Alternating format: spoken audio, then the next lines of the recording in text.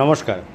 যারা প্রচণ্ড আর্থিক অনটনের মধ্যে আছেন, যারা প্রচণ্ড মানসিক চিন্তার মধ্যে রয়েছেন কিংবা ভীষণ মানসিক স্ট্রেসের মধ্যে রয়েছেন, কি করবেন কোথায় যাবেন ভেবে উঠতে পারছেন না, তাদের জন্য একটি আমি মন্ত্র বলে দেবো।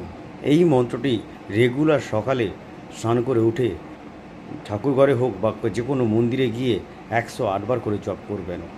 দেখবেন আপনার যে কোনো মানসিক স্ট্রেস থেকে আপনি মুক্তি পাবেন। আর্থিক যদি অনটন থাকে সেটা থেকেও আপনি মুক্তি পাবেন। এটি একটি গুরুত্বপূর্ণ এবং শক্তিশালী মন্ত্র। এই মন্ত্রটি পাওয়ার প্রচণ্ড। আপনারা এই মন্ত্রটি রেগুলার কমপক্ষে 3 মাস টানা আপনারা 108 বার করে জপ করে যান। দেখবেন যে কোনো আর্থিক পরিস্থিতি হোক না কেন আপনারা কাটিয়ে উঠতে পারবেন এবং মানসিক স্ট্রেস থেকে শান্তি পাবেন, এবং যে কোনো ঝামেলা যদি থাকে আপনারা খুব শীঘ্রই সেটা মুক্তি পাবেন।